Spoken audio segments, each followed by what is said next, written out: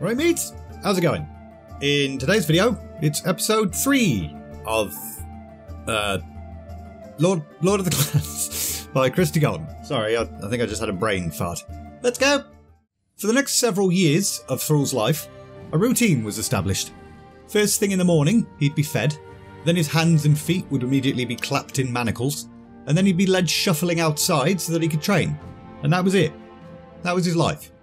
Blackmore himself had conducted the training at first, showing Thrall the basics and sometimes throwing the odd bit of praise out, but more often than not, the lieutenant would show his nasty side.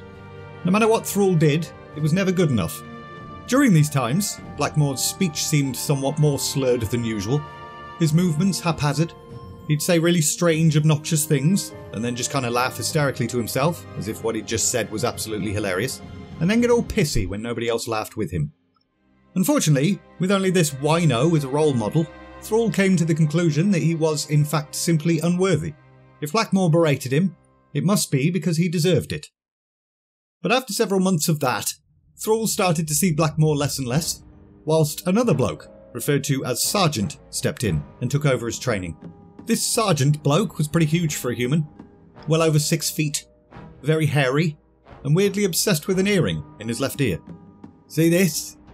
I haven't taken this out in 13 years. I've trained thousands of recruits, just like you pups. And with each group, I've offered the same challenge. Rip this earring from my ear, and I'll let you beat me to a pulp. Sergeant then grinned, revealing that he had quite a few missing teeth. So you don't know it yet, but by the time I'm done with you, you sell your own mother for the chance to take a swing at me. But if I'm ever so slow that I can't fend off an attack by any of you ladies, then I deserve to have my ear ripped off and be forced to swallow what's left of my teeth. Sergeant then stopped abruptly in front of Thrall. That goes double for you, overgrown goblin. Thrall lowered his gaze, but Sergeant went ahead and grabbed him by the throat and jerked his head right back up again. You look at me when I talk to you. Understand?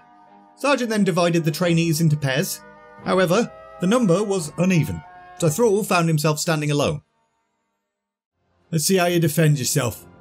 And with that, Sergeant charged, with no warning whatsoever. For the briefest moment, Thrall flinched from the incoming attack, but something inside him then seemed to activate. He started to move not from a place of fear and confusion, but from a place of confidence. However, the Sergeant dodged with stunning speed, and then struck Thrall several times in quick succession. The Orc stumbled for a moment before regaining his footing. He now felt a strange hot emotion surge through him. He didn't know why, but all that mattered to him now was one thing: kill this son of a bitch. Thrall then roared, startling even himself, before charging, striking fast and repeatedly, raining blows upon the big man. The Sergeant tried to retreat, only to slip and fall backwards, at which point Thrall tossed his practice sword aside and reached forward with his hands. This was it. He just needed to fasten his grip around Blackmore's neck. Wait, what? Thrall froze, appalled at himself, appalled at the image that swam before his eyes. A few more moments and he would have killed this man who wasn't Blackmore. And then, several men all piled on Thrall at once, shouting, "Hold! Sheathe that damn sword, Meriden, or I'll cut your bloody arm off." The Sergeant, who did not look like a man who had just been inches away from death, picked himself up, walked right up to Thrall, and then laughed, loudly. "Good job, lad. That's the closest I've ever come to having my earring snatched. And in the first match at that. You're a born warrior. But you forgot your goal, didn't you? Aims to take the earring, not squeeze the life out of me." Sorry, Sergeant. I don't know what happened. You attacked and then... Thrall wasn't about to mention the fact that he'd been fantasizing about killing somebody else entirely a few moments prior. Some foes are going to want to do what you just did. Good tactics there.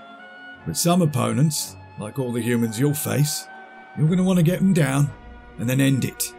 Stop there. The bloodlust might save your hide in a real battle, but for gladiator fighting, you'll need to be more here. Sergeant then tapped his head, than here. Sergeant then tapped his gut.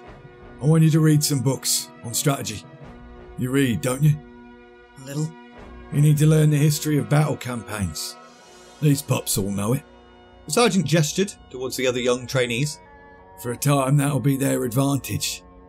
But only for a time, lads. This one's got you all beat in courage and strength. The men all shot Thrall hostile glances, but Thrall didn't give a shit. He now felt a sudden warmth. A happiness he'd not known before. What the hell was this feeling? Sergeant, you said sometimes you don't kill. Why not? It's called mercy, Thrall. You'll learn about that too. Mercy, Thrall thought. What a nice word. A short while later, Tamis Foxton was currently polishing Aedelas' boots or something, whilst the lieutenant was currently having a rather heated conversation with the sergeant. Tamis wasn't exactly trying to eavesdrop on said conversation, but Aedelas wasn't making it very difficult. You let him do that, do you? It was a good martial move. I treated it the way I would had it been any other man. But Thrall isn't a man. He's an orc. Or hadn't you noticed? I had, actually. It's not my place to ask why you want him trained so thorough. You're right about that. But you do want him trained thorough, don't you? So that's exactly what I'm doing. By letting him nearly kill you? By praising a good move. Teaching him when it's good to use the bloodlust and when it's good to keep a cool head. Look, I understand you taught him to read. I want to have him look at some books. What? At this point, Tamis was no longer polishing the boots at all. He was now standing by the slightly ajar door, staring through the crack, mouth agape. However, a little hand then touched his back, startling him, and he turned to see Taretha, grinning. She knew exactly what her father was up to. Tamis smiled back and raised a finger to his lips, and Taretha nodded. Why would you teach an orc to read if you didn't want him doing so? He's got a brain, whatever else you may think of him. If you want him trained the way you told me, you got to get him understanding battle tactics, maps, strategies, siege techniques. All right. I imagine I'll live to regret this. Aedelas then made his way towards a wall of books and quickly selected a few. Taretha! Both Tamis and Taretha jumped, but the small girl smoothed her hair, put on a pleasant expression and entered the room. Here, give these to Thrall's guard to give him. Yes, sir. Taretha replied in a way that suggested this was not the first errand Aedelas had sent her on, which Tamis wasn't exactly happy to find out about. They're a bit heavy, sir. May I go to my quarters for a sack? Of course, child. But then, take them straight over. Understood? Indeed, sir. Thank you, sir. Taretha then returned to her father. Dad, I'm going to get to see him. And Tamis's heart sank. He'd hoped she was over this disturbing interest in the orc. No, Taretha. Just hand the books to the guard is all. It's just, since Faradin died, he's the only little brother I have. He's not your brother. He's an orc. An animal. Remember that. Meanwhile, Thrall was fast asleep in his cell, worn out from all the day's excitement, when suddenly the door slammed open. Lieutenant says these are for you. He wants you to finish them all, be able to talk to him about them. The guard then threw a sack on the ground and buggered off, closing and locking the door behind him, and Thrall went ahead and investigated. Reaching his hand into the sack, he grasped something rectangular and firm. Bloody hell, were these books? Yes! Bloody love books. He pulled one forth and read the title. The History of the Alliance of Lawlaloo, or whatever that word was. Eagerly, he grabbed a second book, and a third. They were all military history books. Interesting. However, as he opened one of the books, a small piece of parchment slipped out, and as he unfolded it, he realised it was a note. Hi, Thrall. Master B's ordered that you have these books. I didn't know he'd let you learn to read. He let me learn to read too. I love reading. I miss you. Looks like what they make you do in the courtyard hurts. I hope it doesn't. I'd like to keep talking with you. Do you want to?